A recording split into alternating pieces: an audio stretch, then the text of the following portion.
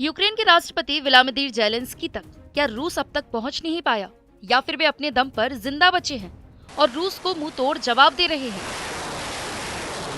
ये सवाल अक्सर ही हर किसी के दिमाग में आता होगा, लेकिन एक नेता के इस दावे के बारे में जानकर आपको हैरानी होगी कि पिछले साल ही राष्ट्रपति ज़ेलेंस्की की हत्या हो गई होती, लेकिन वे कुछ विशेष कारणों से जीवित हैं। यानी कि ज़ेलेंस्की को जीने का अभयदान मिल चुका है।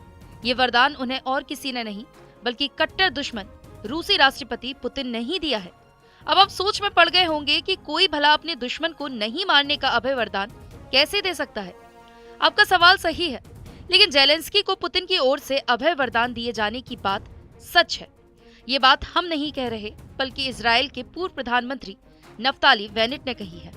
दरअसल रूस और यूक्रेन के बीच समझौते की कोशिश कर चुके इजराइल के पूर्व पीएम नफ्ताली बेनेट ने शनिवार को एक इंटरव्यू में ज़ेलेंस्की की हत्या को लेकर बड़ा खुलासा किया है।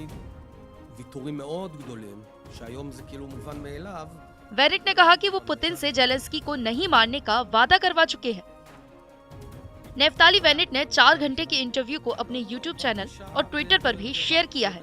उसमें रूस यूक्रेन जंग के शुरुआती दौर की डिप्लोमेसी को लेकर कई तरह की जानकारियां दी गई हैं। बेनेट ने इंटरव्यू के दौरान बताया कि जंग के शुरुआती दिनों में समझौते को लेकर उन्होंने पुतिन से मुलाकात की थी। इस दौरान उन्होंने रूस के राष्ट्रपति व्लादिमीर पुतिन से पूछा था, क्या आप ज़ेलेंस्की को मारना चाहते हैं? इसके जवाब में पुतिन ने कहा था, नहीं, मैं उसे नहीं मारूंगा। पुतिन के ये कहने पर बेनेट ने उनसे कहा, तो क्या मैं ये समझ लूं कि आप मुझसे ज़ेलेंस्की को नहीं मारने का वादा कर रहे हैं? पुतिन ने जवाब में हाँ कहा था। बेनेट ने यह भी बताया कि पुतिन से मीटिंग के तुरंत बाद उन्होंने ज़ेलेंस्की को फोन कर इसकी जानकारी दी थी। उन्होंने कहा था कि मैं अभी मीटिंग से बाहर आया हूँ, वो तुम्हें नहीं मारेंगे। इस पर ज़ेलेंस्की ने पूछा, क्या आप श्योर हैं? तो मैंने कहा 100% श्योर हूँ।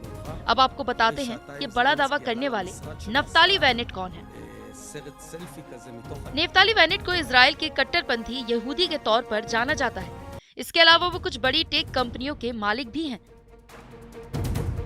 2 साल चीफ ऑफ स्टाफ भी रहे हैं। बेनेट 2021 में बेंजामिन नेतन्याहू को कुर्सी से हटाकर प्रधानमंत्री बने थे, जिन्हें उनका राजनीतिक गुरु माना जाता था।